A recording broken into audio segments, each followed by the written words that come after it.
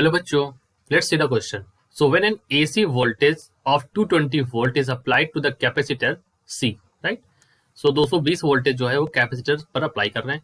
So यहाँ पर हमें ऑप्शंस को चेक करना है. So ऑप्शन नंबर ए में कहा गया है the maximum voltage between plates is 220 volt. ये मैक्सिमम वोल्टेज इतना नहीं होगा, राइट? बिकॉज जो वोल्ट मीटर रीड करता है हमें पता है वो अब VRMS वैल्यू रीड करता है, ठीक है. तो मैं यहाँ पर की कॉन्सेप्ट के तौर पर भी आपको बता देना चाहता हूँ. देखिए, जो हमारा वोल्ट मीटर हमको रीड करके देता है, यानी कि जो वोल्ट मीटर रीड करता है एसी में, वो हमारा क्या रीड करता है? इट रीड्स VRMS वैल्यू, ठीक है. तो ये हमारा, और जो मैक्सिमम वोल्टेज होता है वो हमारा क्या होता है? पीक वोल्टेज होता है. ये हमारा क्या होता है? This is the peak voltage, यही हमारा मैक्सिमम वोल्टेज होता है, ठीक. तो ये तो हमारा यहाँ पर ये मैक्सिमम वोल्टेज नहीं होगा, तो ये ऑप्शन तो गलत हो गया. The current is in phase with the applied voltage. तो उन्होंने कहा कि करंट जो है वो सेम फेज में है अप्लाइड वोल्टेज के. ये भी गलत है, करंट फेज में नहीं होती अप्लाइड वोल्टेज के. तो ऑप्शन नंबर बी भी हमारा यहाँ पर गलत हो गया, राइट.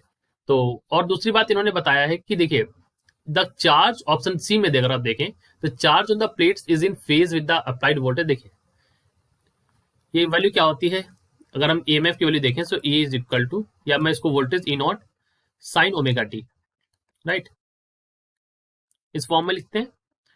अगर मैं चार्ज के रूप में इसको लिखूं, in the form of charge अगर मैं इसको लिखना चाहूं, so we can write it Q is equal to C, right. और ये हो जाएगा epsilon naught sine omega t. ये हमारी चार्ज की वैल्यू हो जाएगी.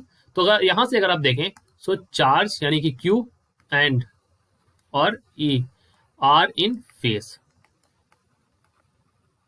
राइट. ये दोनों फेज में है. इस वाले से अगर आप देखें तो charge on the plate is in phase with applied voltage. तो ऑप्शन नंबर सी हमारा यहाँ पर सही है, that it is in phase. Q हमारे यहाँ पर क्या है? It is charge. और ई हमारा क्या है? It is applied voltage, right. तो सी वाला ऑप्शन भी यहाँ पर सही है. अब हम बात करते हैं डी वाले ऑप्शन के बारे में, right. The power delivered to the capacitor is zero. देखिए पावर की वैल्यू होती क्या है? पावर इज इक्वल होता है ERMS, और ये होता है IRMS, then cos phi. cos phi क्या होता है? It is our power factor. IRMS VRMS ये जो है ये वैल्यूज है करंट की और EMF की, ठीक है, राइट. अब देखिए कैपेसिटर के केस में अगर आप देखें, in case of capacitor, in case of capacitor, pi जो वैल्यू होती है it is equal to pi by two. तो अगर cos पाई बाई टू रखेंगे तो cos पाई बाई टू की वैल्यू आप जानते हैं, it is equal to zero, क्योंकि cos 90 जीरो, मतलब यही लिखा है, cos 90 जीरो हो गया. सो इस केस में क्या हो जाएगा? अगर cos 90 जीरो तो पावर की वैल्यू भी जीरो हो जाएगी.